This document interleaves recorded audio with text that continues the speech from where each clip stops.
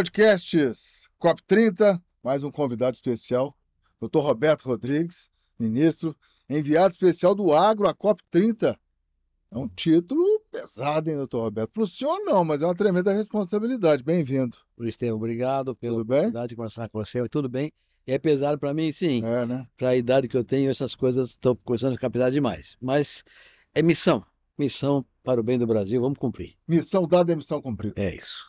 Quais os principais desafios do senhor como enviado especial do Agro nesta COP30? Olha, o desafio é um só. A COP é uma COP do clima, não é uma COP do agro.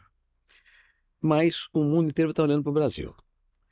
Então, o que eu acho que nós temos que mostrar aqui com exagero de evidência é a verdade. E a verdade é que nós temos uma agricultura tropical, sustentável, eficiente, competitiva, lastreada em tecnologia, inovação tecnológica, ciência e que contribui de maneira espetacular à redução das emissões de gases de efeito estufa. Portanto, queremos essa agricultura tropical, vai ter alimento, energia, fibra, gerando emprego no mundo tropical, que é o mundo mais pobre, né?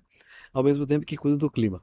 Ou seja, mostrar que a agricultura tropical brasileira pode ser replicada no mundo inteiro, no cinturão tropical, América Latina, África, parte da Ásia também, e com isso elevar a produção de alimentos, cuidando das condições climáticas.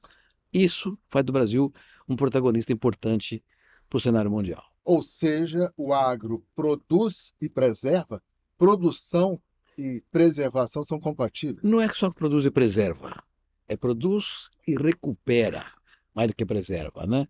Então, você vê hoje, por exemplo, a questão da agroenergia brasileira, os biocombustíveis, né? O etanol de cana emite 10% do CO2 que a gasolina emite. Isso é muito mais do que preservar, né? É recuperar emissões. O biodiesel de soja, 19% tem de emissões do biodiesel fóssil, né?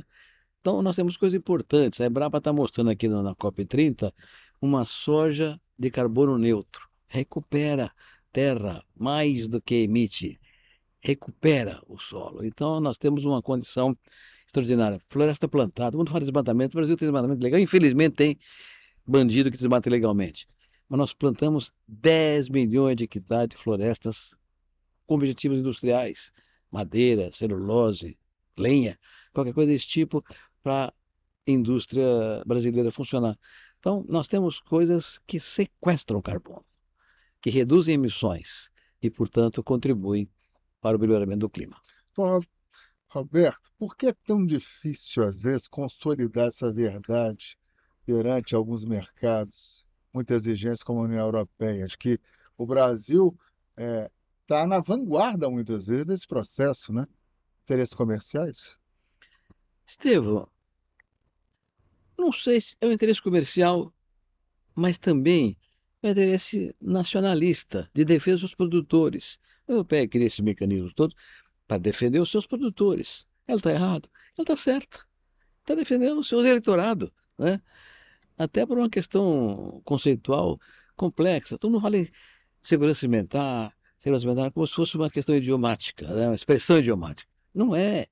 Segurança alimentar é a única garantia de paz social e política numa nação. Um país com fome derruba o governo. Então, os governos cuidam da segurança alimentar com uma predisposição para eles mesmos se manterem no governo adequadamente. Então, não vejo problema nenhum em um governo ou governos como a União Europeia proteger seus produtores rurais, criando subsídios, defesas e inibindo a concorrência de países mais eficientes, mais competitivos, mais capazes, como é o caso do Brasil. Nosso problema não é brigar contra o protecionismo, é fazer melhor ainda, cada vez melhor do que eles fazem e ganhar mercados dentro das regras que o mundo admite como verdadeiras. Nem sempre as regras da União Europeia são regras legítimas, porque aí muitas vezes tem interesse comercial embutido na proteção. Mas faz parte do jogo. Então nós temos que jogar esse jogo permanentemente, lutando diplomaticamente com os mecanismos que nós temos disponíveis, mas, sobretudo, produzindo cada vez mais sustentavelmente, mais eficientemente, mais tecnicamente e mais competitivamente. Roberto, desmatamento é uma palavra muitas vezes pejorativa. O senhor é muito racional em diferenciar o desmatamento ilegal daquele desmatamento que é suportável, digamos assim, por um código florestal que é talvez o mais rigoroso do mundo. Essa diferencial é importante? Fundamental, fundamental. E, infelizmente, nós temos desmatamento ilegal no Brasil. E disso se aproveita o concorrente, a União Europeia, os países do Hemisfério Norte. Por quê? Porque eles misturam no consciente coletivo da sociedade consumidora dos seus países, da Europa, etc., o desmatamento ilegal com a agricultura brasileira. O agricultor brasileiro profissional, eficiente, tecnificado, não desmata ilegalmente, porque é crime. Então atribui-se o crime ao inocente. Isso é inaceitável. Então, o que temos que fazer o tempo inteiro é mostrar que nós somos contra o desmatamento ilegal. O desmatamento legal é viável, é viável. Mais importante do desmatamento legal é o financiamento para a preservação da floresta em pé. Ser melhor do que derrubada. Então, é um processo de política pública. Tem que ser resolvida. Talvez fosse o caso da gente negociar com os países desenvolvidos um financiamento para não desmatar, mas não um financiamento para combater o desmatamento ilegal. As duas coisas são diferentes. O desmatamento ilegal é crime. É crime. Tem que ser penalizado e eliminado. O desmatamento legal pode ser evitado, o financiamento para que a floresta fique em pé. Eu estava na cerimônia na qual o senhor recebeu da CNA, do sistema, documento, né, do posicionamento do setor aqui na COP30. E eu me lembro que o senhor bateu muito na tecla da regularização fundiária. O quão isso é importante. O senhor até chegou a semear uma ideia de criar na Amazônia algo para desburocratizar esse processo, né? É. Esse é um problema dramático de caráter legal também, né? Porque no passado histórico, 40, 50 anos atrás, houve políticas públicas que trouxeram imigrantes de outras áreas do Brasil para a Amazônia, para o Cerrado também, para regiões de fronteira.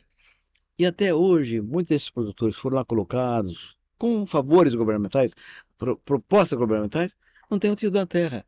Então, se não tem o título, ele não tem como tomar crédito rural. Não tem oferecer com garantia porque é rural. Sem oferecer com garantia, ele tem que se virar de alguma forma. Desmata. Desmata para sobreviver. Então, o título da propriedade é um instrumento que garante o crédito e elimina o problema da ilegalidade. Então, tem que resolver isso. É um problema legal a ser resolvido fortemente pelo Brasil. Antes de finalizar, dois outros temas que preocupam muito o sistema: financiamento, né, e o seguro rural. O que o senhor acha disso? São dois desafios Em também. primeiro lugar, você falou de uma coisa interessante. Financiamento seguro. Na minha visão, Estevão, um dia só vai ter crédito quem tiver seguro. Porque o seguro é uma garantia para a cadeia produtiva inteirinha.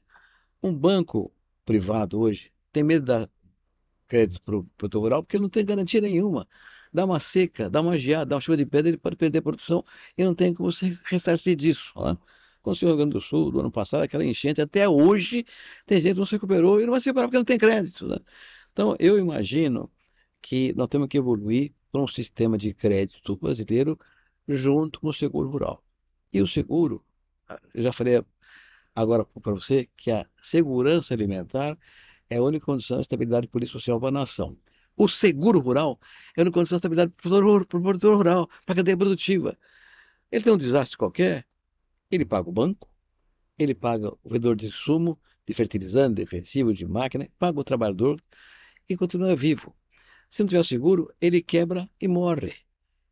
Ninguém recebe, nem o trabalhador, nem o banco, nem o vendedor de insumo, e o produtor rural que não tem culpa nenhuma porque quebrou, está liquidado. Então, o seguro rural é um elemento fundamental para uma base de economia rural adequada. Uma característica, ou duas características. A primeira é a seguinte: se nenhuma seguradora vai dar seguro produtor que não tenha tecnologia. Portanto, o seguro é um processo que levanta a régua da tecnologia média. Todo mundo se beneficiado por tiver maior. E o segundo é que o seguro rural traz o banco privado para o seguro. Não precisa de Banco do Brasil fazer todo o seguro, todo o crédito, nem caixa econômica. Não, os bancos oficiais têm o seu papel fundamental para uma área mais social da agricultura. E o produtor que não é social, que é um produtor empresarial, ele pode ter o crédito de banco privado, que é assegurado pela garantia do seguro rural. Então, o seguro rural tem duas vantagens enormes. Melhora o padrão tecnológico e traz o banco privado para o seguro. Para fechar, doutor Roberto, o senhor não tem bola de cristal, mas ao final desse processo, estou olhando para frente, pós-COP30, nós estaremos rindo com a fisionomia mais carrancuda, mais pesada. O senhor é otimista? Nós estamos vivendo um mundo complicado, Estevam. Um mundo complicado porque as organizações multilaterais perderam um pouco de protagonismo, mas que as regras de convivência, de desenvolvimento harmonioso fiquem mais ou menos relaxadas, né? Então há um problema que já existia nos últimos anos, vinha crescendo e que se complicou com a geopolítica do presidente Trump. Então há muita incerteza em relação ao futuro, muita insegurança em relação ao futuro. Mas, com incerteza ou não, a população precisa se alimentar, precisa ter energia, precisa ter tranquilidade, paz. Eu acho que a agricultura produz paz, porque o alimento é paz. Portanto, ela é uma garantia de estabilidade.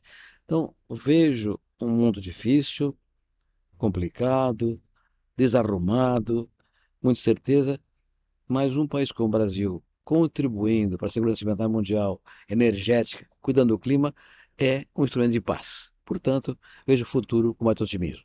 Privilégio ter aqui sucesso, ainda mais. Muito obrigado. Grande abraço.